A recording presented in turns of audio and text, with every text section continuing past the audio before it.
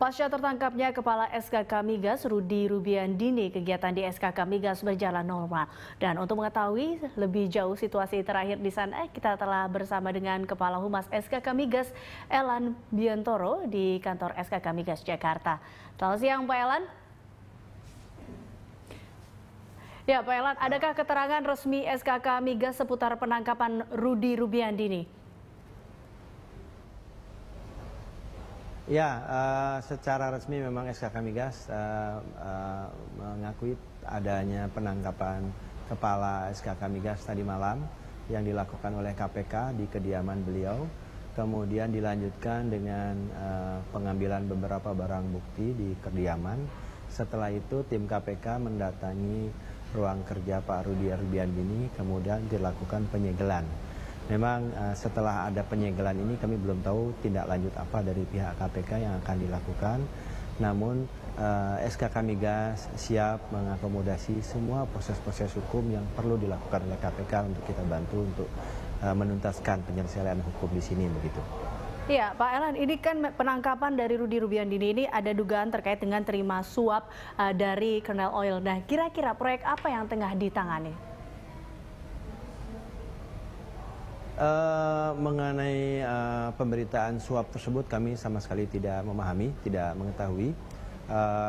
Mengenai dalam berita tersebut tersiar bahwa ada Kernel Oil, itu pun bukan bagian dari perusahaan yang di bawah pengawasan SKK Migas atau kontrak kerjasama dengan SKK Migas, sehingga kami tidak mengetahui mengenai kerjasama apa yang terjadi antara Kernel Oil dengan SKK Migas. Jadi tidak dalam kapasitas kami untuk bisa menjawab pertanyaan tersebut begitu. Oke, baik. Pak Elan, ini bagaimana sebenarnya mekanisme dalam pengambilan keputusan di SKK Migas pasca untuk dalam mungkin penangkapan dan atau perizinan di sana? Ya, jadi SKK Migas adalah lembaga pemerintah yang ditunjuk oleh pemerintah berdasarkan Perpres 9 tahun 2013 ya, setelah ada dibubarkannya BP Migas. Tugas pokok dan fungsi SKK Migas adalah melakukan pengendalian dan pengawasan kegiatan usaha hulu migas, yaitu mengawasi semua kontraktor kontrak kerjasama minyak dan gas yang bekerja di seluruh Indonesia. Semuanya ada lebih dari 320 perusahaan yang ada di Indonesia. Dan dari 320 tersebut tidak ada satupun yang bernama Kernel Oil. Jadi selama ini kami mengawasi kegiatan eksplorasi dan eksploitasi migas agar produksi minyak dan gas kita tetap pada angka yang maksimal untuk memberikan kontribusi negara, baik dari sisi penerimaan negara maupun penyediaan energi buat nasional begitu.